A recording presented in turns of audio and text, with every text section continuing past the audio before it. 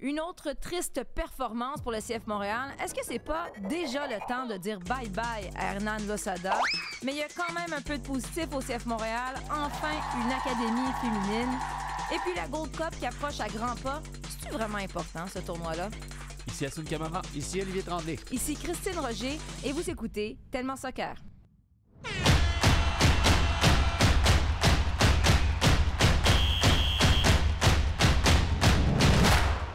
Bonjour les gars, bienvenue à Tellement Soccer. Assoun est déjà crampé, tout va bien? Oui, très très bien. Avec Olivier en forme olympique aujourd'hui, là, Oui. ça ne peut qu'aller. Une seconde avant le Q, tu dis un petit Toujours. commentaire. Puis... Exactement. Bonjour Oli. Allô? Selon mes calculs, c'est le 100e épisode de Hein? Tellement Soccer. Ben Quand voyons même, ça passe vite le temps en bonne compagnie. Puis là, vos fans se peuvent plus. Ils me demandent, est-ce qu'il y a quelque chose qu'on ne sait pas d'Olivier ou Assoun? Est-ce que vous avez un talent caché? Est-ce que vous avez une anecdote que vous aimeriez nous raconter? De toute façon, on est entre nous. C'est le temps de tout dire. Personne ne nous écoute. Personne ne nous écoute. Qu'est-ce qu'on ne sait pas de vous, les gars? Tiens, Oli. Que tes fans aimeraient Qu'est-ce savoir? qu'on ne sait pas de toi? As-tu un talent? Écoute, non, mais moi, je vais rester dans le thème du soccer. Si vous tenez absolument qu'un joueur parte d'un certain club, vous me faites acheter son maillot. Parce que chaque fois que j'achète un maillot, et maintenant je fais plus ça, mettre un nom et un numéro de joueur en arrière, parce que chaque fois que je fais ça, donne 12-18 mois au joueur, des fois moins, il est parti. OK. J'ai acheté un maillot d'Andy Carroll à Newcastle, genre 6 mois avant qu'il parte. Je suis allé à Madrid, genre 12 mois avant le départ de Wesley Schneider, puis j'ai acheté un maillot de Schneider, puis il était parti. C'est vrai, je me souviens. C'est épouvantable. Je me souviens t'avoir vu acheter mon maillot 6 mois avant ma retraite. Ah, c'est ça. C'est de sa faute, fait ça. ronde C'est la ça. là, je me Ça, dis, c'est de ma faute. ouais, Puis là, je si tu commence à regardes me le dire. club du CF Montréal présentement, il y en a-tu un? Mettons, tu regardes un joueur, puis tu dis, lui, j'ai le goût d'acheter son maillot au plus vite. Franchement, voyons. Non? Ça marche pas de même? Ben non. OK. franchement. Il a discuté chaussettes avec Hernan Losada en Floride. Ça, il c'est me semble. vrai, oui, absolument. Puis d'ailleurs, mercredi, c'est mercredi que Montréal a fait son échange avec l'Inter Ouais. Miami. J'avais mes bas de l'Inter Miami. Alors. Aujourd'hui, Donc, ça aussi, c'est de ta faute. aujourd'hui, c'est Orlando. Donc, Voilà. Il va se passer quelque chose. Donc, si vous voulez voir César Araujo débarquer, C'est pour, par ça exemple. c'est pour ça que tu adores, tu sais. toi, Hernan Losada. Là, vous êtes rendu chummy depuis le jour où vous avez parlé de chaussettes. Non, mais je ne suis pas sûr qu'il ait compris tout à fait qu'est-ce qui se passe avec mes chaussettes. Ouais, parce qu'il a vraiment vu les chaussettes des supporters de Dallas. Puis là, j'ai expliqué que j'avais les chaussettes de toutes les équipes de la MLS essentiellement. Mais il me regardait comme avec un air de... Qui c'est celui-là? Ouais. D'où il sort? Oui, le tu sais, traducteur. C'est ça. Toi, Assoun, Assez as-tu quelque parlé de chose à moi, nous là, ça dire? suffit. Ou non? De particulier, j'y réfléchis longtemps depuis hier, mais je dirais T'as-tu plus des- j'ai un talent caché qui est la cuisine, mais ça Ouais. me... c'était C'est bienvenu. semi-caché. Semi-caché, c'est vrai, mais ça devient embêtant quand tes amis en abusent maintenant et Ah, t'appellent comme hier. J'ai un de mes amis qui me dit Assoun, on mange chez toi ce soir, donc c'est plus des invitations, c'est des amis qui viennent à la maison spontanément pour bien manger. Donc, Quand est-ce que tu nous invites, là? Le revers de la médaille, c'est ça. Hein, Ben, quand la est-ce qu'on cuisine quelque la chose? semaine prochaine, c'est noté. La semaine prochaine, on fait un barbecue lundi matin Ouais. pendant l'enregistrement Ah, de c'est notre parfait, ça. balado. C'est Assoun qui s'en occupe. Assoun, tu Pourquoi cuisines, pas? puis après Avec- ça, on va à la lutte. Avec plaisir. Ouais, Oh, à la ça lutte. serait génial. Un bon plan, Ben, écoute, merci ces anecdotes. Moi, qu'est-ce que je peux vous dire? ça. On écoute. Je pense que je l'ai déjà dit. J'ai déjà gagné une médaille en marche athlétique. Moi, Voilà. en tout cas, je l'ai J'ai dit déjà su. toi, je te dis. Je l'ai Fait qu'à un déjà moment donné, su. moi, j'invite les gens à venir s'abonner sur YouTube. Oui, on est sur audio. Vous pouvez nous écouter en audio, mais on est aussi en vidéo. Allez venir sur YouTube. Puis un jour, quand on va avoir atteint un nombre de membres assez élevé, je vous ferai une petite prestation live On veut voir ça. de ce talent caché, très niché. Je m'en peux plus déjà. Non, mais c'est Jeux olympiques. Tu sais, mettons ça, je m'entraîne. Je pense qu'un jour, Soul Curling, c'est mon espoir pour un jour participer aux Jeux olympiques en tant qu'athlète. Ça, c'est un 10 de curling, et puis j'accepte pas Ben, ça. c'est C'est vrai. vraiment difficile, le Excuse-moi. curling, OK? Je sais, mais il y en a C'est quand même. vraiment Tu peux dur. quand même y aller à 54 ans. C'est quand même un fait. Bon, parlons. Ça, après genre 30 ans, 35 ans à jouer au curling, voyons! Voilà. Ça, perlipocket. Donc, parlons des vraies affaires. Le curling, c'est pas une vraie affaire. Des vraies affaires. Oui, mais ici, c'est tellement soccer. Olivier, on va C'est écrire le au sujet, patron c'est le qui sujet nous du jour. écoute. Olivier se propose pour animer tellement curling. Demain matin. N'importe quand. On parlait des vraies affaires, c'est-à-dire le club de Montréal, le CF Montréal. Bon, on a dit qu'il y a du potentiel. On nous a dit qu'il y avait des jeunes à l'interne capables de prendre le relais. Puis on le voit, il y a des jeunes avec du potentiel, avec du talent qui se retrouvent avec beaucoup de responsabilités pour leur expérience. Des vétérans, pas de passion, pas de hargne. J'allais dire aucune stratégie, ou du moins, s'il y en a une, clairement, les joueurs la comprennent pas. Mathieu Choignard, il joue autant de positions, il a l'impression de jouer à Twister. C'est quoi sa position? On change à chaque 5 minutes. J'avais peur que tu ailles ailleurs, moi, avec ça. Mais bon. Merci, Olivier. C'est bon. Moi, j'y vais, puis je me dis qu'il n'y a pas de solution parfaite, mais là, je pense qu'on n'a pas le choix. Hernan Losada, ça ne fonctionne pas. Est-ce qu'on le congédie? Moi, je le dis, on le congédie. Tout bébé Jésus. Il y a un match demain. Comment tu veux congédier le coach? Ben là, peut-être pas aujourd'hui. Demain, quand ils vont perdu contre une équipe semi-professionnelle ontarienne. Hey boy. Non? Mais c'est parce que ça continue. Là, les défaites s'accumulent, mais c'est pas juste perdre. Tu perds de justesse à la fin du match. Mais là, tu ne marques même pas un seul but. Le message ne passe pas. Out. Est-ce que ça résoudrait le souci? J'en suis pas sûr, sincèrement. Je pense vraiment qu'il y a un problème structurel au sein de l'équipe. Beaucoup de départs, des blessés, des jeunes qui sont forcés de jouer. Losada les met sur le terrain parce qu'il n'a pas le choix. On l'a vu avec Duke, on a vu Leicester rentrer à la mi-temps aussi. C'est pas des... Je veux dire, quand tu débarques à peine de l'avion... un entraînement. C'est ça, tu débarques à peine de l'avion et t'es amené à jouer de cette façon-là. Ça en dit long, en fait, sur la profondeur de l'équipe. Donc oui, il y a une part de responsabilité de la part de Losada, on va y revenir, mais je pense que c'est beaucoup plus profond que ça. Il y a des carences cruelles dans cette équipe-là. J'ai vu le match face à DC de cette façon-là. J'ai trouvé des joueurs absents, j'ai trouvé qu'il y avait du mieux peut-être dans l'implication, vraiment. Les joueurs se sont donnés et on ne peut pas leur reprocher ça c'est une réalité. Mais on remarque qu'il y a des absences de leader. Moi, Wanyama, je le trouve toujours pas présent. J'ai pas aimé son match du tout concrètement. L'histoire se répète, là, match après match pour Wanyama, on attend beaucoup plus de lui. Oui, c'est pour ça. Donc, m'axer sur le coach en tant que tel, oui, on va en parler, il n'y a pas de problème. Mais je trouve qu'il y a encore des carences techniques et de potentiel. En fait, on est sur un déficit de joueurs comme ceci qui est juste difficile. Et quand on voit la concrétisation du but, franchement, moi, c'est un but inutile. Oui, mais tous les buts sont inutiles. Mais quand on le voit, en fait, l'équipe revenir en deuxième période en se disant, oui, là, le discours va faire la différence, il va avoir une implication, on veut voir l'équipe se bouger. Et prendre un but de cette façon, franchement, ça m'a scié les jambes, mais d'une façon incroyable. Je dis, on peut pas prendre ce type de but, c'est pas possible.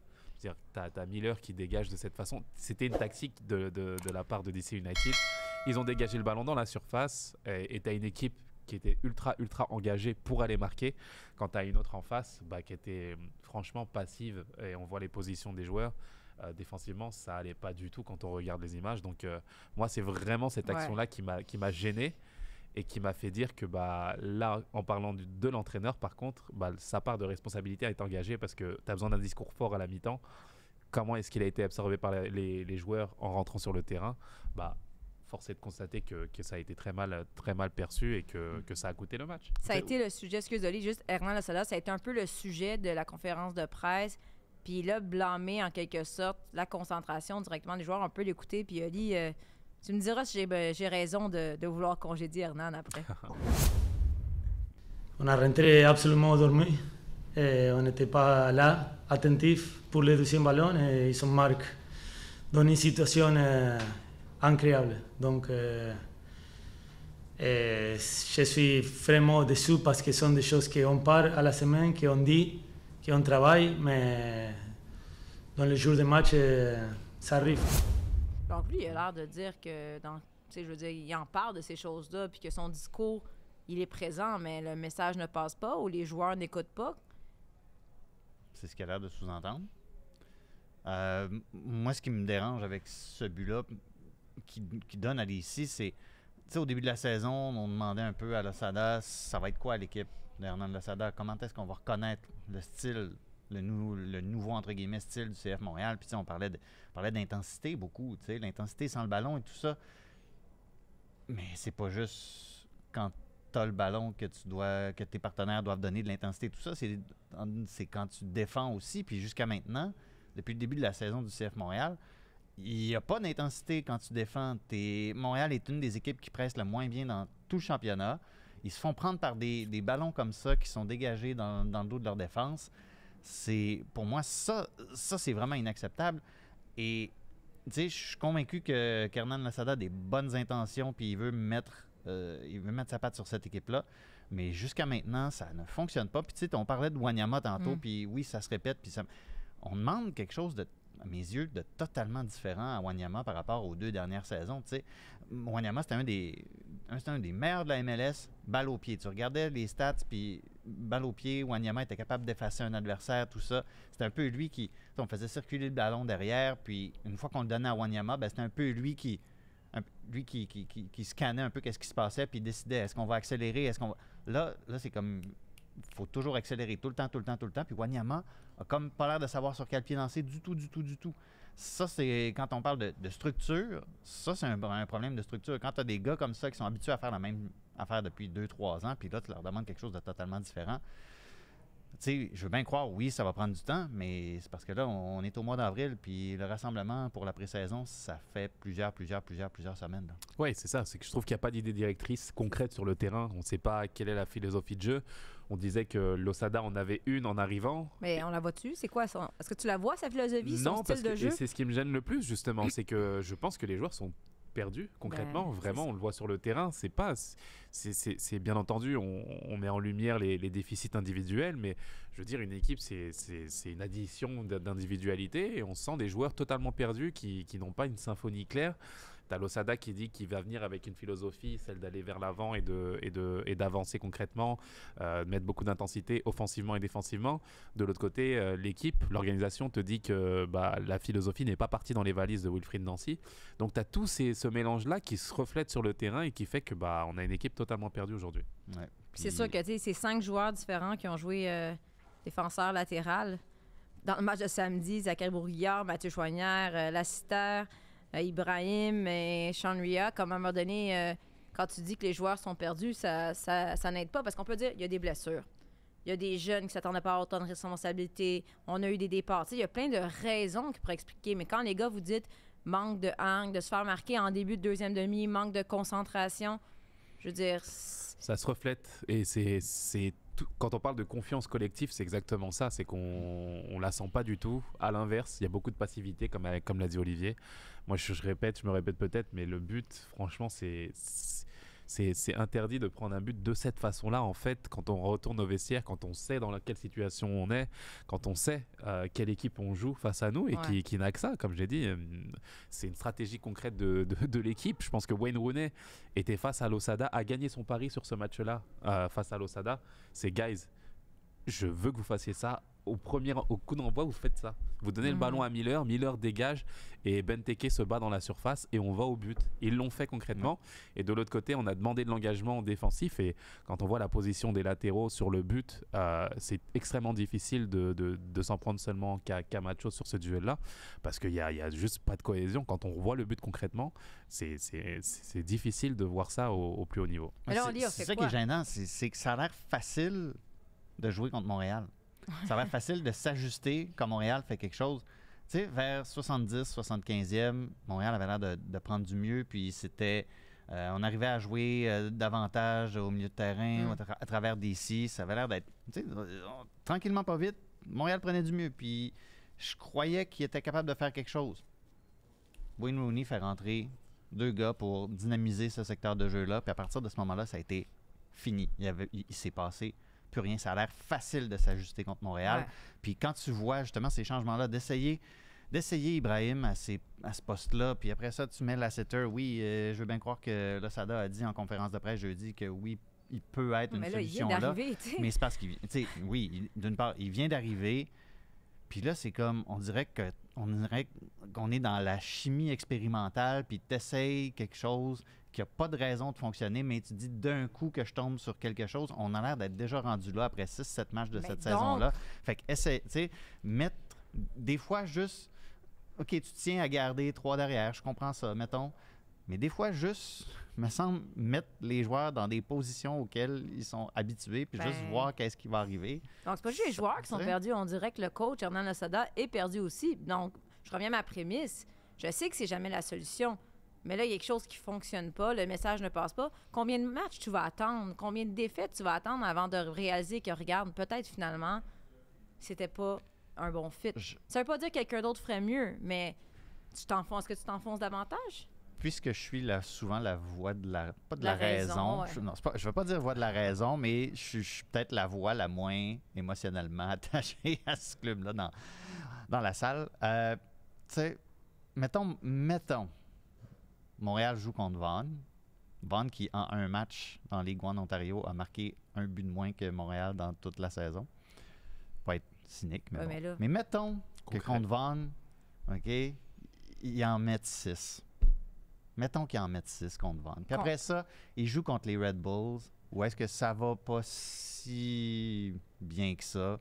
Puis là, ils gagnent encore. Puis ils gagnent encore à Kansas City. Oui, mais il y a 3 matchs, on s'était dit, s'ils se mettent à gagner. Mais c'est... Ils gagnent leur match en main, ils sont à 2 points des playoffs. OK. On a vu des coachs à Montréal être congédiés dans des situations plus périlleuses que ça. Mais quand dans ton message depuis le début de la saison, tu joues sur hey, on va se donner du temps, puis on est en train de changer certaines choses, puis tout ça, ça serait une Christie de rupture de ton de mettre le coach à la porte à ce moment-là. Ça dépend. Je suis pas en train de te dire que ça n'arrivera pas, mais quand tu regardes l'ensemble de comment on essaie de présenter cette équipe-là du point de vue du CF Montréal depuis le début de la saison, je pense que ce serait vraiment contre-intuitif de faire ça à ce moment-ci. Je vais me détester de faire une analogie avec le hockey, mais bon, t'es à Montréal. Juste de dire, au hockey... C'est pas interdit de faire des analogies avec d'autres sports quand tu parles de soccer. Hein? Le Canadien de Montréal, on savait que ce serait une année de reconstruction. Ce serait des jeunes qu'on se qualifierait pas pour les séries. Mais le Centre Bell était plein quand même. Les gens se levaient, les applaudissaient, puis même s'ils perdaient, ils aimaient voir la hargne des jeunes, puis le spectacle offert, puis on comprend que c'est un projet à long terme. Là, présentement, à CF Montréal, je pense pas que les partisans demandent à ce qu'on soit premier de la Ligue puis qu'on ait une saison comme avec Wilfrid Nancy l'année passée. Mais je veux dire, un peu de cœur, un peu de se faire marquer, de marquer quelques buts. Puis là, tu me dis, Oli, ben oui, mettons qu'il gagne mardi contre le championnat canadien, pour ceux qui ne savent pas, au Stade Saputo, il va faire 3 degrés. Il va pleuvoir. On joue contre une équipe de Ligue 1. Habituellement, on fait rouler la formation pour les matchs du championnat canadien. Là, Logan Ketterer va rouler. Yes! T'as pas de personne à faire rouler. Fait que là, tu vas les 2 gars qui viennent d'arriver, tu vas le faire jouer 3 matchs en une semaine. Mais là, tu ne peux pas perdre contre mettons que tu perds en championnat canadien. Imagine. Il y a ça aussi qui peut arriver. Oh oui, ça peut arriver, tout à fait. Ça, c'est dramatique. Je veux dire, c'est que tu attends jusqu'où pour dire, OK, c'est assez, Hernan Losada, tu quittes. Moi, j'attendrais des renforts pour l'équipe, sincèrement. Mais quel renfort? Comme tu penses que ça dépasse par une transaction? Déjà, Duke, ça a vraiment fait du bien. C'est peut-être le point positif, ça, du match. Duke, là, quand tu regardes comment il essayait de jouer, là, je pense que c'est exactement ce que Hernan Losada espère depuis le début de la saison. Tu sais, c'est arrivé combien de fois, mettons, qu'il y a un ballon qui est donné entre les lignes, puis là, le gars se retourne, puis il essaye de regarder qu'est-ce qui se passe, puis là, aussitôt, tout se referme autour de lui. Duke, là, plusieurs fois, c'est arrivé. Tu essaies de jouer à une touche. Qui a essayé de faire un 1-2 depuis le début de la saison, Christy? Mais non, mais justement, un méchant problème. Qui a essayé de faire un 1-2 depuis le début de la saison? Là, ça y allait. Est-ce que ça t'est déjà arrivé justement d'être un joueur puis de dire, OK, le coach, là, on est perdu, personne ne comprend, le message ne passe pas, puis c'est une cassure que c'est pas réparable. Je te parle pas certains coachs spécifiques avec qui tu avais moins d'affinité, là, mais tu sais que ça devient un peu une généralité. Non, mais bien sûr, c'est des choses qui arrivent, mais il y a ce regard que je peux avoir justement à l'extérieur et de savoir aussi que ils font pas exprès non plus de perdre, c'est difficile. C'est vraiment difficile et c'est une atmosphère où tu as l'impression que tu sais pas par où trouver la solution et c'est ce qui me gêne le plus, c'est le manque de prise d'initiative. Une équipe qui n'a pas l'air dangereuse dans les approches offensives, tout simplement. On a l'impression qu'il peut se passer 4 heures et qu'on aura du mal à marquer et qu'il n'y a pas de cohésion. Moi, c'est vraiment la cohésion et c'est là où je parle de responsabilité, justement, et d'essayer justement de trouver des solutions lorsqu'on est perdu, de demander au cadre d'avoir des intentions de jeu. L'entraîneur les donne, mais des fois, il y a des réalités sur le terrain qui font que, OK, on repart sur une solidité défensive, mais là encore, on ne l'a pas. On arrive sur la concentration, au bout de 11 secondes, on prend un but en deuxième mi-temps de cette façon-là. Mais tu dis que tu attendrais les renforts. Tu parles parles de Oui, quoi? Tu parles de qui? estival, je sais pas, moi, d'avoir bien entendu. Ok, Ouais, mais- d'avoir un recrutement qui peuvent faire la différence. J'ai connu ça aussi au CF Montréal en voyant des renforts qui amenaient justement. Mais ça, t'es prêt à... Tu penses qu'on peut continuer dans ce truc-là dans 2 mois, 3 mois? Vu qu'on est là, oui, je pense que c'est ce qu'il faudrait en tout cas, parce que il a une part de responsabilité, l'entraîneur, mais en même temps, je veux dire, il y a d'autres réalités. Je veux dire, il y a une équipe qui est limitée. J'aime beaucoup les efforts de Hofford, par exemple, offensivement, mais ça manque encore de créativité ou peut-être de joueurs autour de lui qui peuvent l'aider à faire la différence, parce qu'il se bat vraiment fort, mais on a l'impression que c'est difficile de trouver la solution techniquement sur la finesse, etc. Quand le ballon arrive sur lui, il peut faire entrer ses partenaires dans le jeu, mais une fois qu'il est revenu dans la surface, qu'est-ce qui se passe? Voilà, exactement. Donc ça, on l'a vu beaucoup, et je me répète, hein, c'est un garçon qui se bat énormément. C'est vraiment des renforts, je pense, qui peuvent aider à amener une solution pour l'entraîneur. Avant même ce fameux match, on avait demandé à vos fans, justement, on avait bien pensé, qu'est-ce qui manque au CF Montréal pour avoir du succès? Bon, il y en a qui disent du talent, des attaquants. Il y en a qui disent, il y en a des nostalgiques quand même, Johnston, Koné, Mihalovic. Du cœur, ça revient quand même souvent, avoir du cœur. Il y a encore des nostalgiques, eux autres, qui parlent du fameux ramener l'Impact de Montréal pour avoir cette identité-là. Anthony Bellil parle un peu comme toi, Hassoun, cohésion d'équipe. Ça pourrait être normal, puisqu'on est clairement en transition entre le dernier cycle qui a fini en 2022 et le nouveau qui a débuté cette année. On peut comprendre qu'il y a une certaine période d'ajustement. Ce qui revient aussi quand même, c'est préparation physique, préparateur physique. Parce que clairement, il y a plusieurs blessures. Est-ce que c'est nécessairement relié à la préparation? On ne sait pas, mais justement, le préparateur qui est arrivé avec Hernan, il n'y avait pas eu... on en avait parlé, je pense qu'il n'y avait pas eu des super bons commentaires dans le passé, dans ses équipes précédentes. Je dis ça, je dis rien. Il y en a qui disent, mais on a besoin d'un coach, des vedettes et un stade. Fait que ça va loin. Quand ça marche pas, on peut aller dans tous les sens. La réalité, c'est ça. Mais écoute, à chaque entité, que ce soit l'entraîneur, les joueurs, les nouveaux arrivants, d'amener leur pierre à l'édifice, de changer, de se remettre en question.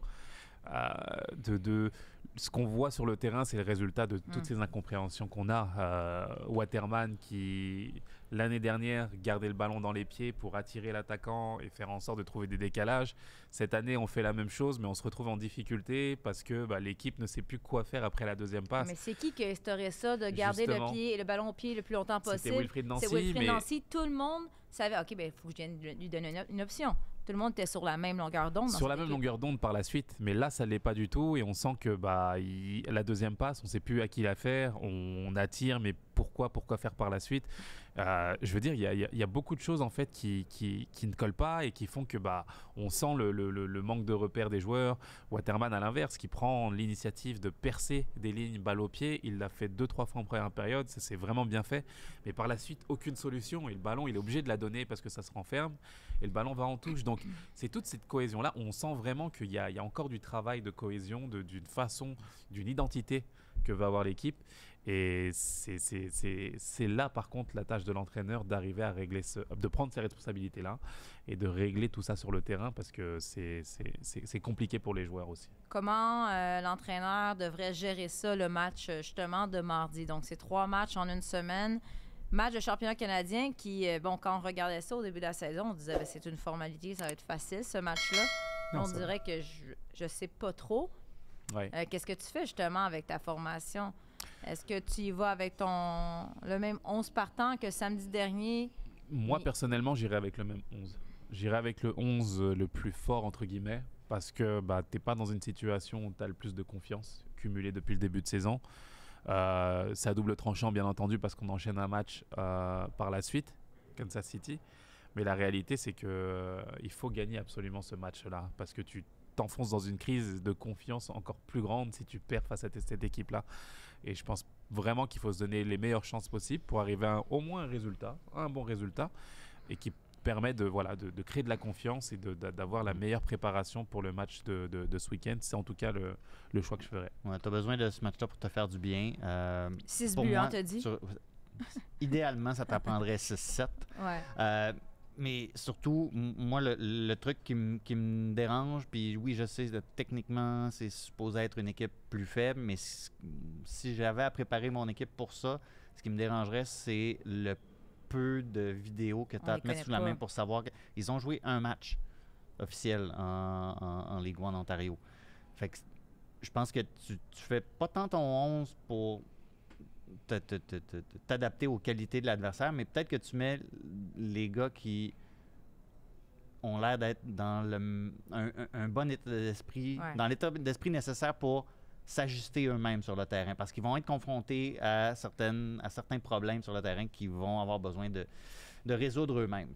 Faut surtout pas les sous-estimer. C'est dangereux, ces matchs-là, parce qu'automatiquement, tu approches un match-là en sachant que l'équipe est dans un niveau inférieur et là, tu peux avoir... C'est les pires matchs, là, ceci, pour le coup. C'est les matchs pièges par excellence, en fait. Tu arrives, tu as l'impression que ça va être facile, puis tu as une équipe en face qui a les crocs, qui va te rentrer dedans dans l'intensité physique. Et si tu n'es pas prêt, tu vas le payer cash, tout simplement. Donc, ces matchs de coupe ne se jouent pas sur le plan technique, tactique. On l'a vu face à des grandes équipes qui sont fait piéger à chaque fois. C'est vraiment dans l'intensité, dans l'engagement, dans le courage, dans le fait de vouloir se battre pendant 90 minutes. Puis après, une fois que tu as réglé cet aspect-là, c'est ta qualité technique qui fera la différence. Mais c'est là que je veux voir cette équipe-là. C'est là que j'ai envie de voir le CF Montréal. Ils se sont fait surprendre face à DC sur l'engagement. Et c'est le cas de le dire, là, pour le coup. C'est pas un mauvais jeu de mots. C'est l'engagement sur lequel tu prends le but. Et c'est par l'engagement que tu as été déficitaire, en fait, et que tu as permis à cette équipe de marquer. Donc, il faut absolument réagir de cette façon-là et nous montrer que pendant 90 minutes, tu vas te battre et récolter les points nécessaires. C'est ça, c'est peut-être Carquefou en face. Hein? Exactement. Qui sait? Je voulais vous entendre un peu sur Olivier Renard qui s'est adressé aux médias à la suite de la transaction. Quel bon communicateur, mais je sais pas, il y a une habileté à bien communiquer et à contourner le discours pour que ce ne soit plus lui la cible en quelque sorte. Il ne sentait pas la pression de vite agir et se justifier les transactions. Il y a toujours des gens qui vont critiquer Joey Saputo, dire il pourrait investir davantage dans le club ou peu importe. Mais moi, il me semble que c'était pas tant le sujet des dernières semaines dans les médias. Puis je suis allée lire un peu partout. Il y en a eu. Un petit peu, mais sans plus. Mais là, le discours d'Olivier Renard qui dit vous ne réalisez pas à quel point vous êtes chanceux d'avoir un propriétaire comme ça. Il y en a qui utilisent le micro comme un revolver. J'ai adoré cette formule-là. Non, mais il a réussi à tourner un peu l'attention en quelque sorte. Comment vous l'avez trouvé? Mais il a l'air très sûr de lui, mais il y a quand même de la pression qui est sur lui présentement parce que celui qui va prendre des décisions puis qui va agir, qui va aller chercher du renfort au besoin, c'est lui. Mais il est égal à lui-même. Il m'a pas surpris, pas une seconde, avec sa sortie médiatique de la semaine dernière. Puis, tu sais, oui, je comprends que là, bon, ça va pas bien, puis là, on voudrait qu'on allonge des centaines de milliers pour des renforts et tout ça. Mais c'est pas ça le plan. Et c'est quoi le plan, Ali? Ben, le plan, là, c'est être à des années-lumière des années précédentes. Parce qu'il me semble que une des choses qu'on reprochait souvent à l'Impact de Montréal, c'était de réagir émotivement, puis de se laisser aller par des facteurs, de se laisser influencer par des facteurs externes, de dire ben là, on dirait qu'ils n'ont pas de plan, puis on dirait qu'ils font juste selon l'humeur de Joey, puis nanana. On dirait que tu décris la saison passée. Non, je décris pas mal de saisons de l'Impact de Montréal. pas mal de saisons de l'Impact de Montréal. Et là, tu as quelqu'un qui te parle justement de Bryce Duke et Harry Lasseter, par exemple, en nous parlant d'eux, puis ça ressemble à un échange qui est fait justement en réaction à ça, mais il nous explique très froidement que oui, c'est quelqu'un sur qui on était penché depuis plusieurs mois, puis on a fait des offres et tout ça. Je veux dire, there's a method behind the madness. On dirait qu'il y a un peu de chaos des fois dans tout ça, mais c'est quand même, ça reste quand même le plan. Oui, Lasseter, c'est pas un jeune avec un fort potentiel de revente, mais c'est quelqu'un qui peut donner certainement des minutes à l'ossadeur. Bryce Duke, c'est pile dans ce format-là de jeune à fort potentiel de revente. Je trouve ça, si j'étais supporter de l'Impact de Montréal, du CF Montréal maintenant, je serais rassuré par ça, parce que justement, pendant des années, tu t'es fait brûler parce que Ben là, ça allait mal, il fallait réagir, il fallait chercher un gros joueur, puis ci, puis ça. Puis là, on dirait qu'il y a quelqu'un au club qui regarde tout ça de manière très pragmatique. Mais la transaction de Kamal Miller, qu'est-ce qui s'est passé? Est-ce que Kamal Miller se voyait un peu plus gros que ce qu'il était un peu? Parce que l'année passée, bon, ça allait bien, la Coupe du Monde. C'est clairement ce que Olivier Renard a sous-entendu. Là. Parce que lui, il se voyait partir en Europe. Là. On n'a reçu aucune offre de l'Europe. Il l'a dit plus qu'une fois. C'est ça. Toi, Hassoun, c'est ça? Oui, et quand il le dit de cette façon, ça veut dire que il y avait une attente de la part de Kamal Miller et de son crew, son clan, comme on dit en France, au niveau des agents, etc., qui espéraient faire une transaction vers les écuries européennes. Mais la réalité, c'est aussi la réalité, et c'est extrêmement difficile et frustrant pour un joueur. Et je peux comprendre le sentiment de Kamal Miller d'avoir fait une super saison, de s'être mis malgré tout en lumière en Coupe du Monde aussi, parce que la réalité, c'est que malgré les défaites, on parlait quand même pas mal de Kamal Miller. Et que forcément, quand tu reviens à la réalité et que, je veux dire, tout ce travail n'est pas concrétisé, et tes espoirs ne sont pas et ce travail n'est pas à la hauteur de tes espoirs, forcément ça crée une déception, puis tu arrives avec une certaine frustration dans le vestiaire. Tu vas toquer au bureau pour savoir ce qui se passe, tu as l'impression que tout le monde est contre toi finalement, alors que il y a la réalité du marché qui fait que t'as pas ces attentes-là. Donc ça devient difficile, et émotionnellement, je peux comprendre son sentiment, mais la réalité, c'est que le sport de haut niveau ne fait pas de sentiments. Malheureusement, on passe à autre chose, et puis on avance, et il y a d'autres joueurs qui sont scrutés. Mais c'est comme ça. C'est un manque de professionnalisme du joueur à partir du moment où lui... quelque part, il se voit ailleurs ou... Pas spécialement, je pense que c'est inconscient. Tu arrives sur le terrain avec une valise sur le dos, en fait, et tu traînes ça. Naturellement. Tu traînes ça, et puis ton état d'esprit n'est pas au mieux. Je pense même pas qu'il fasse exprès, finalement, d'être mauvais. Mais forcément, c'est quelque chose à digérer, en fait, émotionnellement, et c'est difficile. C'est des choses que j'ai dû à gérer moi aussi dans ma carrière à certains moments, où tu avais l'impression d'avoir fait une belle saison, puis derrière, tu n'es pas récompensé en termes de négociation de contrat avec tes dirigeants. Puis le samedi d'après, tu arrives sur le terrain, tu joues, tu donnes tout ton maximum, mais au maximum de tes capacités physiques et émotionnelles aussi. Tu as ça sur la tête, et c'est là, donc forcément, tu es moins performant. Et ça devient difficile à la fin. Donc c'est pour ça que je dis que je le comprends. Mais la réalité, c'est que le sport de haut niveau ne fait pas de cadeaux, et il faut absolument sortir de là et essayer d'avancer. Donc la solution, ça a été de le transférer. Je pense que c'est la meilleure chose pour tout le monde. Lui aussi aura un nouveau projet en tête, et puis le club a pu avancer de cette façon. Ça, c'est plate, mais c'est pas à Olivier Renard de le prendre par l'épaule, Kamal Miller, puis dire « Regarde, n'inquiète-toi pas. L'an prochain, je vais te trouver un spot. Ça n'existe pas. Je vais t'en trouver un. C'est pas à lui. Toi, t'attendais l'offre du PSG, c'est ça? Non, mais Kamal... PSG, non. Écoute, il y a eu des... Direct de Marseille au PSG. Oui, pourquoi pas? C'est ça qui fait ça. Il y a eu des émeutes. C'est ça. Non, il y a eu des sollicitations en MLS à une certaine époque. Il y a eu des renégociations de contrats avec le CF Montréal, avec l'Impact de Montréal aussi, et des intérêts en Europe, mais qui faisait que tu avais l'impression que tu voulais jouer un jeu de négociation, mais que tu n'étais pas écouté de la meilleure des façons, alors que tu comprends que c'est un business avec du recul, bien entendu, mais quand tu es dans le feu de l'action, forcément, ça amène de la frustration, et tu te perds un petit peu dans cette spirale négative, et ça t'aide pas, parce que finalement, c'est toi qui empathie sur le terrain, et on te remarque toi en étant moins performant, donc c'est pas les bonnes choses. Toi, la côte ouest des États-Unis, t'aimes ça? Ouais, c'était très bien. C'était une bonne... T'aimes ça? Ouais. J'aimais ça.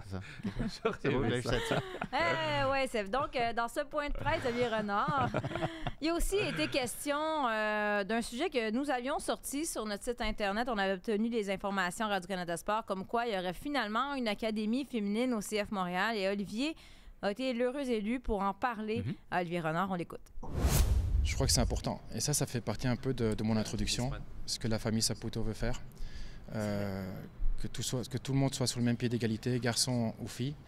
En Belgique, moi, au Standard de Liège, on avait une équipe féminine qui jouait à la Ligue des Champions contre Lyon, c'est vraiment beau à voir aussi.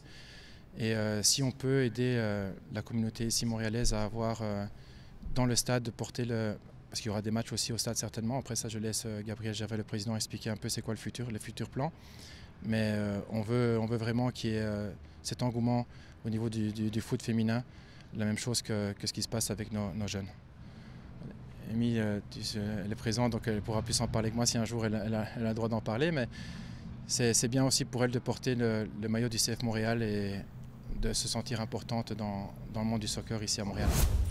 J'adore Olivier Renard, parce que clairement, les gens n'ont pas le droit de parler au CF Montréal. Mais Olivier Renard, quand on va avoir le droit d'en parler, mais moi, je peux en parler. Puis lui, il ouvre la porte un peu, il y aura des matchs au stade, mais je vais laisser Gabriel Gervais en parler. Donc, pour ceux qui ne sont pas au courant, l'idée d'avoir une académie féminine au CF Montréal, c'est pas nouveau. Kevin Gilmore, quand il était là, il est arrivé. Le jour où il est arrivé, il en a parlé que c'était son plan. Gabriel Gervais, quand il est arrivé, en a parlé. Gabriel Gervais était honnête en disant qu'une équipe professionnelle à court terme, ce n'était pas le plan. On voulait davantage investir dans la tranche d'âge 15-18 où les filles, souvent, arrêtent de jouer. Et là, on a appris qu'il y avait eu une réunion entre les joueurs du programme Excel, qui sont en fait les meilleurs joueurs au Québec entre 15 et 18 ans. Les parents, les joueurs ont rencontré Gabriel Gervais, Olivier Renard, peut-être d'autres personnes. Et les familles se sont fait confirmer que CF Montréal prendrait sous son aile cette équipe. Les joueuses sont parties pour faire un petit tournoi en France où elles portaient les couleurs du CF Montréal. Ils ont battu qui déjà? Paris, Saint-Germain. Non, mais des bonnes performances quand même. Des clubs où... Le CF, moi. Non, c'est ça, toi, t'aimes le CF. Non, mais des clubs où il y a comme un historique d'académie féminine, des filles qui jouent ensemble depuis plusieurs années. Et là, on est allé battre Paris Saint-Germain U19, alors que beaucoup de filles ont 15 ou 16 ans dans le CF Montréal. Donc déjà, Amy Walsh les a accompagnées. Ce qu'on peut voir, premièrement, c'est que ça confirme que ce qu'on se fait dire souvent, c'est qu'il y a du talent au Québec, il y a du talent au Canada, sans une réelle structure, sans un encadrement et sans un appui. Comment vous prenez ça, cette nouvelle-là, qu'on cible les filles de 15 à 18 ans, qu'on décide de les prendre sous l'aile du CF Montréal? Ça va être quoi, selon vous, l'impact que ça aura? Bon, L'impact, c'est très bon. ça. Moi, je trouve ça génial. Je trouve ça vraiment génial. Puis je me rappelle à une discussion qu'on avait dans Semaine Balado il y a à peine 1 an. On se posait la question de savoir quelles allaient être justement les intentions de Joey Saputo, des dirigeants envers le soccer féminin. Et aujourd'hui, tu as la concrétisation finalement d'une idée où je trouve que ça a été même assez vite. Là, c'est pas encore annoncé, parce que c'est pas fait, puis c'est pas annoncé, puis c'est pas vrai qu'on me dit, mais c'est vrai. Ah non, ils font très, très attention à la... sauf Olivier Renard, là, qui juste mais ça, c'est magique. Il fait juste le verser comme ça, mais, on est très prudent dans ces... Oui, mais ce serait... Écoute, c'est une bonne nouvelle déjà de voir cette intention dont je parle, le discours d'Olivier, de vouloir mettre l'accent sur le soccer féminin et de créer des initiatives concrètes. Donc, moi, je le vois vraiment d'un bon œil. Comme tu l'as dit, le résultat fait que sans structure concrète et d'organisation, tu arrives quand même à faire quelque chose de super intéressant en termes de compétitivité. Donc ça doit justement mettre la puce à l'oreille et de se dire, là, si on arrivait à structurer quelque chose de fort, où est-ce qu'on irait par la suite? Donc moi, je le vois vraiment d'un bon œil et j'espère en tout cas que ce sera un super projet à ce niveau. C'est d'autant plus important qu'on vient de traverser une période quand même difficile dans l'histoire du programme national féminin au niveau senior avec la comparution des joueuses au comité permanent du patrimoine canadien. Une des choses qu'on a dites à cette audience-là, c'est comment les joueuses qui sont actuellement en équipe nationale senior réussissent en dépit de la structure derrière elles. Ils arrivent presque là par accident. Ouais. Donc, la mise en œuvre de quelque chose d'un des clubs pro au Canada, ça, c'est vraiment important. Puis quand tu regardes qu'est-ce qui se passe du côté de Vancouver, par exemple, où est-ce que tu as Stéphanie Labbé qui est un peu derrière ça, je veux dire, on commence tranquillement à mettre... Les clubs pro prennent leurs responsabilités. On parle de responsabilité des joueurs de l'équipe première. Les clubs ont la responsabilité aussi, eux, à certains égards, dans la structure du jeu au Canada. Est-ce que ça va tout régler demain? Non. Mais si ton club pro donne l'exemple dans une certaine mesure, je veux dire, le programme Excel féminin, super initiative, c'est super important, mais c'est pas quelque chose qui va se retrouver dans les médias de manière régulière parce que c'est juste ça, c'est un programme de Soccer Québec, puis une fédération sportive OK, Mais- c'est pas son travail de Ouais. mettre ça en marché. Mais si tranquillement tu mets justement la machine du CF Montréal derrière ça, la manière dont tu peux le présenter aussi, quand tu regardes qu'est-ce qu'ils sont allés faire en France, le niveau commence à se comparer. C'est pas comme le CF Montréal, mettons, qui doit se battre depuis des années parce que ben, il y a encore des gens qui refusent d'aller au stade parce que c'est tout le temps un niveau en deçà des 5 grands championnats, puis c'est pas si bon que ça. Je veux dire, dans le jeu féminin, le Canada fait encore, jusqu'à ce qu'on se fasse rattraper, fait encore partie de l'élite. Fait que tu as cet argument de vente-là. Ouais. Puis en plus, quand tu as Olivier Renard qui, là, encore une fois, on confirme rien, puis il a l'air juste de partir avec des grandes idées, mais quand tu parles d'une équipe pro, mais il fait écho à l'équipe pro qu'il y avait en Belgique, de match au Stade Saputo, je veux dire, Mais c'est là, parce que ça veut dire que tu as des idées. Ouais, là. c'est Au pas moins dans que les des plans de idées. Gervais tout de suite. Je sais, Moi, mais sauf que, tu sais, moi, je l'évoques m'attends publiquement à... pareil. C'est positif, mais je m'attends à encore plus du CF Montréal et oui, de Joey Saputo. Il va y avoir la fameuse Ligue canadienne. Il faut qu'on soit impliqué là-dedans d'une quelconque façon. Mais ça, déjà, c'est bon parce que c'est la tranche d'âge où vraiment on perdait des talents. Des joueurs qui n'obtenaient, qui n'ont pas obtenu, mettons, on va en reparler encore, mais Evelyne Bien, c'est une offre à l'université américaine. Sinon, probablement qu'elle ne jouerait plus. Puis il y en a combien des de buts fois, en fin de semaine? 3 buts. Puis sinon, des fois, il y en a d'autres qui n'ont pas envie de quitter la maison. Donc, des super talents. Puis moi, j'en ai vu passer par les équipes du Québec, là, des filles qui, à l'époque des équipes du Québec, c'était les meilleures, puis qu'elles ne jouent plus aujourd'hui, alors que d'autres qui étaient un peu moins bonnes, mais finalement, jouent professionnels en Europe. Donc ça va leur donner l'occasion de jouer. Ben juste un petit lien à ça, dans les dernières semaines, là, quand on parlait des problèmes du CF Montréal, je me souviens que tu parlais aussi de la communication, le marketing. C'est un problème récurrent. Mais là, c'est un autre exemple. Pourquoi c'est toujours compliqué? Je sais qu'il y a un aspect business, probablement, que tout n'est pas encore signé, en quelque sorte. Le CF Montréal a vraiment besoin de positif, et c'est juste positif. Pourquoi ne pas avoir dit, justement, « Hey, oui, on a eu une réunion avec les parents, on les a rencontrés, il reste des détails à finaliser avant de vous confirmer. » Parce que, de toute façon, on sait. Le directeur sportif a fini par le dire. Là, Ben oui, 24 mais c'est heures plus tard. parce qu'on l'a sorti, parce que en 2023, il y a une réunion quelque part, c'est sûr que ça va parler. Mais pourquoi tout est compliqué? Pourquoi on veut jamais rien dire? Pourquoi le message n'est jamais fluide? Non, je pense pour le coup qu'ils prennent beaucoup de prudence parce qu'ils veulent vraiment l'annoncer lorsque tout sera réglé. Mais en général, Je regarde pense que- Olivier Renard, je trouve qu'il dit les vraies affaires. Puis il me semble que c'est vraiment plus simple. Oui, bah en même temps, comme l'a dit Olivier, il l'a dit, donc c'est On difficile. a rencontré les parents. On a rencontré le parent. Il était excité. C'est ça, C'est mais je incroyable. pense qu'il y a peut-être des impératifs à régler avant de faire une annonce officielle ou quoi que ce soit. Tu as envie d'avoir le maximum de garanties et de te dire que la communication viendra après. Mais moi, écoute, ça me va très bien la façon dont ça a été dit. C'est vrai qu'il y a là encore dans la bouche d'Olivier Renard beaucoup de prudence, mais il a dit quand même des choses, dit beaucoup de Non, mais en d'informations. général, son Une prudence discours... à géométrie Puis parlons variable. pas juste de l'Académie féminine. Là. Olivier Renard, en général, son discours et son approche, ça fait un clash. C'est très différent de ça à quoi on est habitué au niveau de la communication chez le CF Montréal. C'est rafraîchissant quand même. Ça fait du bien plutôt que dans une grosse zone grise. Tu sais, dans les... Mais est-ce que c'est la fréquence de discussion qui te gêne ou c'est parce que moi je trouve qu'Olivier Renard nous dit les choses justement. Mais c'est ça. C'est un des Moi, j'aime ça. mais c'est le responsable justement du football au CF Montréal et je pense que je sais pas si tu attends une communication autre que celle d'Olivier Renard, mais globalement c'est lui qui va nous donner les informations. Mais Donc- non, mais tu sais, toujours, lui, il arrive souvent, on ne sait pas. Puis là, lui, quand il va arriver, il va tout nous déballer, vous dire exactement le joueur, il était blessé où, exactement c'était quoi les messages textes, c'était quand. Tu sais, on lui parle pas si souvent, effectivement. C'est peut-être la fréquence. Peut-être c'est ça. Peut-être que, mais moi je trouve que il dit les choses, qu'on a beaucoup d'informations à travers ce qu'il dit. J'ai l'impression même qu'il en dit plus qu'il n'en faut des fois Ouais. et qu'il se dit ok guys, vous verrez. Il faudrait parler Mais- à Olivier Renard plus souvent, en fait. Mais c'est ça. peut-être que c'est ça, mais moi j'aime bien sa façon de communiquer et peut-être que la fréquence devrait être plus régulière. Parce que c'est vrai que des fois ça peut créer de la frustration ou peut-être des malentendus. Parce que je reviens à ce qu'il a dit en début d'interview, à parler de Joey Saputo et de la façon dont certains journalistes parlaient.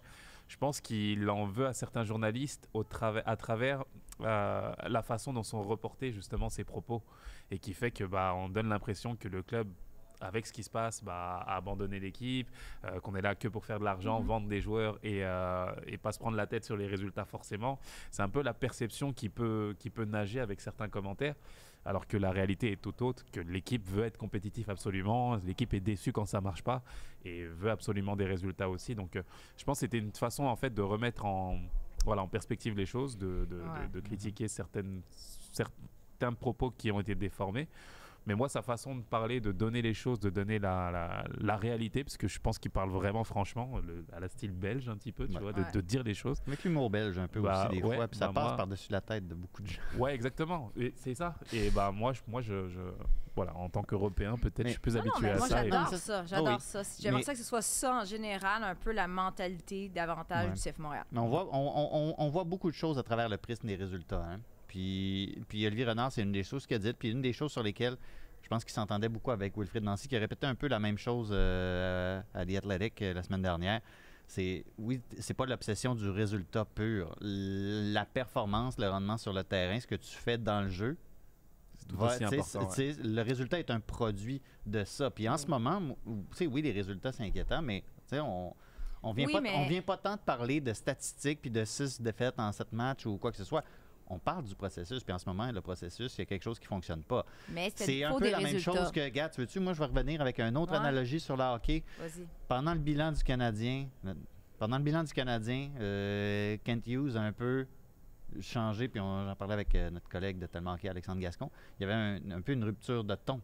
Là, on parlait de, oui, les attentes vont changer, mais on va pas jouer la trappe pour gagner 5 matchs de plus la saison dernière.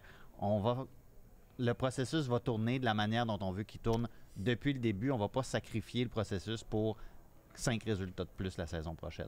Puis je pense qu'il y a ce souci-là de plus en plus, pas juste au CF Montréal, mais on parlait de Wilfried Nancy tantôt, de se pencher d'abord et avant tout sur qu'est-ce qu'on veut sur le terrain, qu'est-ce qu'on veut comme processus. Le résultat est un produit de ça. Je vais clore ce bloc en disant, et si c'était Newcastle qui avait ce début de saison?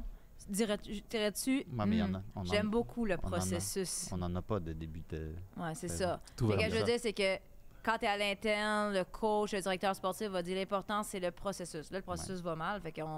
Mais quand tu es un fan, dans ton stade, ce qu'on veut, c'est les résultats. On veut gagner parce que sinon, en passant, les sites de revente pour mardi, 9 $ un billet. Mais tu sais quoi? À Newcastle, c'est un début de saison comme ça. C'est bien plus grave. Parce que tu peux être relégué à la fin. Montréal ne sera jamais relégué de la MLS. Puis s'ils gagnent leur match en main, je reviens avec ça, ils sont à quoi? 3 points des séries. J'ai vu des affaires pas mal plus weird que ça en MLS. Pas mal plus. Olivier fait dire, fan du CF Montréal, que si Newcastle perd, c'est bien plus grave. Ben non, mais c'est parce que c'est la MLS, là. J'aime pas plus le système des éliminatoires dans le sport nord-américain. Ça pourrait être un sujet, mais ça. C'est comme, ça donne encore une chance à tout le monde, même Kansas City, qui est, à bien des égards, pire que Montréal en ce moment. Mais bon, prochain match, mardi, championnat canadien. Il y a un autre match le week-end prochain. On verra la semaine prochaine si après 2 autres défaites, je vais revenir, puis on congédie-tu? Non, c'est pas vrai, super pessimiste.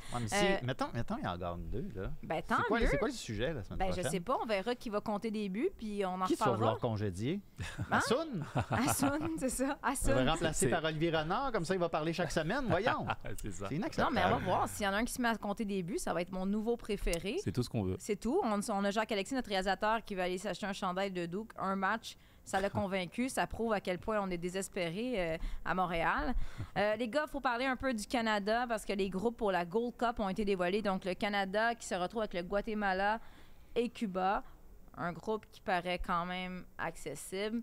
Ouais, mais c'est la suite qui fait mal. Mais c'est ça. Mais moi, je voulais dire, tu sais, là, on vient de vivre au Canada la fameuse Coupe du Monde. On a goûté à ça. Qu'est-ce que ça représente vraiment la Gold Cup? À quel point c'est important? Je sais qu'en principe, on va aller montrer qu'on est top de CONCACAF, on va battre le Mexique, on va battre les États-Unis, mais ce n'est pas un engouement qui se rapproche de la Coupe du Monde. C'est-tu vraiment important, le résultat que le Canada va aller chercher, là? Tu viens de tout dire. Merci, bon, on s'en va, bye! C'est ça, on s'en va. Je veux dire, oui, c'est important. Peut-être que ça n'aura pas la même résonance qu'une Coupe du Monde, mais pour le groupe, pour eux, à l'intérieur... Vous pensez qu'ils vont avoir la même passion, puis tu sais, la même, mettons, vers la Coupe du Monde, qui vont être capables d'aller chercher le même vouloir, en quelque sorte. D'une part, tu veux prouver que c'était pas un accident d'être au sommet de la CONCACAF en qualif de la Coupe du Monde. Puis d'autre part, tu veux prouver que c'était un accident de la Coupe du Monde elle-même. Tu sais, les fameuses chips on the shoulder, il y en a pas mal des chips sur la shoulder des gars canadiens en ce moment. Peut-être que dans la psyché collective, ça sera pas aussi important, mais je peux t'assurer qu'eux, ils veulent gagner, là. C'est leur meilleure chance de gagner un tournoi majeur depuis je sais pas quand. Parce que même la Gold Cup qu'on a gagnée au début du millénaire, ça aussi, c'était pas loin d'être un accident. Oui, c'est ça. Il faut absolument qu'ils aient cette mentalité, de toute façon. Je veux dire, tu peux pas te permettre de retomber finalement dans ce qu'on a connu par le passé. L'épopée en déqualification, la Coupe du Monde doivent être un tremplin justement pour assumer un nouveau statut que va avoir John Herman et son équipe. Et j'espère bien qu'ils auront cette mentalité-là de se dire, nous, c'est le nouveau standard qu'on veut avoir pour l'équipe nationale. Et c'est absolument la mentalité que l'équipe doit avoir si elle veut être à la hauteur des ambitions affichées et ne pas retomber justement dans ce qu'on a connu par le passé. Donc j'espère bien qu'ils auront cette mentalité-là. Bien entendu, c'est pas la Coupe du Monde, c'est pas cette caisse de résonance, c'est pas cette même popularité. Pour toi, l'Européen, là, tu sais c'est quoi la Gold Cup maintenant?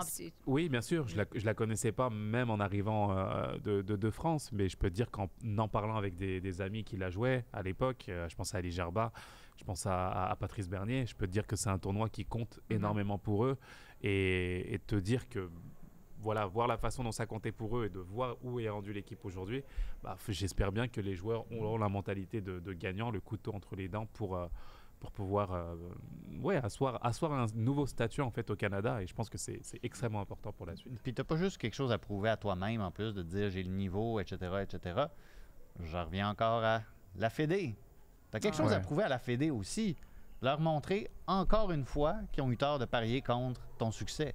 Ça aussi, ça va jouer dans leur tête, forcément. Ils veulent prouver. Il y a énormément de choses à prouver. Puis tu sais, je parlais justement de la suite. Si tu veux gagner la Gold Cup, il y a pas mal de chances que tu passes par à la fois le Mexique et les États-Unis. Fait que tu veux être parmi les meilleurs, il faut que tu battes les meilleurs. Tu n'as pas le choix. Puis là, c'est l'occasion de rêver de faire ça. Tu es dans un processus aussi où tu t'assois les bases de l'équipe qui va être à la Coupe du Monde en 2026 aussi. Je dis asseoir les bases. Il y a encore du temps pour ça, mais tu mets ça en marche, là. On l'a vu avec le milieu de terrain qui est un peu renouvelé déjà. Ismaël Koné qui prend du galon et tout ça. Eustachio avec Osorio. Tu as quelque chose sur laquelle construire en ce moment. Et tu as le processus à affiner, puis tu as le résultat à aller chercher. Pour moi, c'est un été qui a le potentiel d'être vraiment, vraiment formateur pour le programme dans son ensemble. Ouais, c'est ça.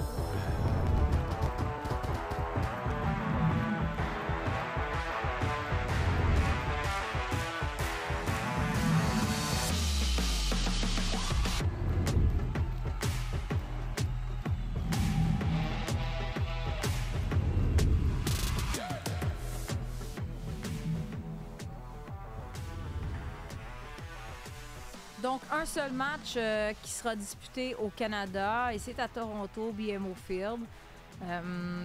Pas très surprise. Est-ce que moi, j'ai l'impression que plus le temps avance, c'est sûr que les gens à Montréal sont déçus, mais plus le temps avance, plus Montréal devient de moins en moins dans les plans. Pourquoi les gens ici auraient espéré un jour voir l'équipe canadienne évoluer au Stade Saputo. Oui, OK. Mais moi, il y a une affaire que j'ai pas compris, c'est pourquoi le fait qu'il n'y ait pas de Gold Cup à Montréal, ça soulève les passions. Je veux dire, la première fois qu'on a parlé d'avoir la Gold Cup au Canada, c'est quand on a su qu'il n'y en aurait pas. Pas au Canada, mais à Montréal. C'est quand on a su qu'il n'y aurait pas de match à Montréal. On n'a jamais parlé de est-ce que la Gold Cup va venir à Montréal. Non, mais c'est pas Gold Cup, c'est un match qualification à Montréal, il n'y en a pas eu. Je comprends ça. Je comprends ça. Puis oui, ça fait longtemps. Je pense que le dernier, c'était le premier match international d'Alphonso Davies. Ça fait un bout de temps, là. Puis je pense sincèrement, on est dû. Mais je pense aux gens d'Edmonton aussi, de Vancouver. Oui, mais les gens d'Edmonton, ils en ont eu. Non, mais là, il y a pourquoi 2 ans. Pourquoi Toronto? Pourquoi pas Toronto? C'est clairement la base du soccer au Canada. C'est plate, là. C'est plate à dire, mais c'est clairement ça. OK, pourquoi un seul? Ben parce que c'est la CONCACAF, puis c'est les grands tournois, quand tu as l'occasion d'en mettre le plus possible aux États-Unis, ça va toujours être ça. Est-ce que ça va être plein? J'ai l'impression d'expliquer la CONCACAF. J'ai l'impression d'expliquer qu'est-ce qu'on sait de la CONCACAF depuis 25 ans. Je comprends pas pourquoi on grimpe d'un rideau là-dessus. C'est comme l'évidence même que tout va se passer aux États-Unis si ça peut se passer aux États-Unis. Mais est-ce que ça va être plein? Parce que le match amical qu'il y a eu à Toronto, les billets étaient super chers, puis c'était pas plein. Là, je me dis, ça va être l'été, c'est une vraie compétition, entre guillemets. Ouais, c'est toute la question. Moi, Oli, je rebondis sur ce que tu disais. Je suis super déçu de ne pas avoir de match à Montréal. Bon, merci, Hassan. Sincèrement, Mais tu t'imaginais que... je croise les doigts, je pense que la Gold Cup, là, j'y crois. Pas surpris, justement, mais il faut pouvoir justement changer les choses. Et pour te dire, c'est une question que je me suis même posée la semaine dernière en discutant même avec des membres de l'Impact de Montréal, du CF Montréal. Je dis, pourquoi il n'y a jamais de match, en fait, à Montréal? C'est plus ça. Je comprends pas. Je comprends pas qu'une ville qui aime autant le foot, qui aime autant le soccer, qui pourrait remplir des stades, que ce soit des matchs officiels ou des matchs amicaux. Moi, un Canada-Maroc à Montréal, ce serait un match exceptionnel, en fait, qui permettrait justement de réveiller peut-être une foule, une partisane qui serait curieuse justement de voir des matchs de cette dimension-là. Il y aurait 19 000 Marocains dans le stade. 19 000 Marocains, il y aurait des garçons comme Bono qui rejoindraient les foules. Je veux dire, des fêtes justement de cette façon-là. Je veux dire, mais je comprends pas pourquoi Montréal, qui est quand même une particularité à Montréal, qui est juste reconnue de tous dans le monde du foot, ça devient un désavantage alors qu'il y a tous les ingrédients en fait pour avoir justement ces événements-là. Moi, je suis déçu et j'aimerais justement que ce type d'événement, on ne parle plus de la Coupe du Monde, mais que d'autres événements puissent arriver à Montréal et qu'on puisse justement vivre la frénésie du foot mondial ici aussi, parce que les gens aiment le foot ici et je pense que ça commencerait par là pour justement intéresser encore plus la population. Plus ça, j'ai l'impression qu'il y a eu une cassure. Là. Je ne sais pas si c'est quand Montréal n'a pas été dans les plans pour la Coupe du Monde 2026. Et le sera jamais, on a il à l'époque, il y en a eu des matchs. Il y avait comme des Canada et Honduras, Canada, Saint-Vincent-Grenadines. Il y avait plein de matchs de qualification ou des matchs amicaux qui se sont joués au Stade Saputo. Je m'en souviens très bien, quand il faisait très froid même. Oui, mais ce qu'il dit, c'est vrai aussi, c'est qu'on a l'impression que c'est comme ça que ça doit se passer, c'est comme ça que ça se passe, c'est une réalité qu'il décrit, c'est vrai, mais cette réalité peut changer. Je ne sais pas à qui la faute, je ne sais pas s'il faut faire des demandes, s'il faut en parler, publiquement, ou si c'est la fédération qui ne fait pas justement le travail qu'il faut pour venir dans cette région-là, mais je pense vraiment que ce serait un pari gagnant en fait à tous les niveaux, et je suis déçu moi de ne pas voir plus de compétition, plus de rencontres ici à Montréal, au Québec et à Montréal. Mais toi, Elise, quoi de perception, c'est ça, je me demande moi aussi, c'est où la cassure? Pourquoi il y en avait avant, puis le présentement Montréal n'est jamais dans les plans? Une bonne question. Valérie à Plante, laquelle je n'ai pas la réponse. Non, oui, mais je sais pas. Penses-tu que toi, l'impact, la Coupe du Monde, ça... Moi, mais en même temps, là, quand tu regardes des histoires comme ce qui est sorti la semaine dernière, comme quoi les matchs de la Coupe du Monde en 2026 à Toronto, c'est 0 risque pour Maple Leaf Sports Entertainment et tout le risque pour les contribuables de la ville de Toronto. Je peux comprendre qu'il y ait certains politiciens au Québec qui fassent comme « OK, peut-être qu'on va passer notre tour pour cette fois ». Mais les matchs ça devient difficile quand tu rentres dans ce genre d'histoire-là, puis qu'il y a des entreprises toutes puissantes qui ont plus de marge de manœuvre, qui ont moins les mains liées que la ville dans laquelle elles sont assises. Moi, je comprends qu'il y a une certaine prudence de la part des décideurs. Oui. Oui, mais bon, on aimerait bien en avoir à Montréal. En attendant, ce sera à la TV ou il va falloir se déplacer à Toronto pour voir ces matchs de la Gold Cup. Les gars, merci d'avoir été là pour ce 100e épisode. Plaisir. Plaisir. Semaine prochaine, barbecue avec Hassan Camara qui va nous faire déguster. C'est un grand chef, hein? Hassan, il y a des restaurants et tout. Grande taille, c'est ça. De grande taille. Donc, merci. Je réfléchissais, c'est qui était derrière la console. C'est bien Benoît et Jacques-Alexis. Merci, les gars, pour votre bon travail. On se retrouve donc la semaine prochaine pour un autre épisode de Tellement Soccer. Sur tous les terrains et sur tous vos appareils, Radio-Canada Sport.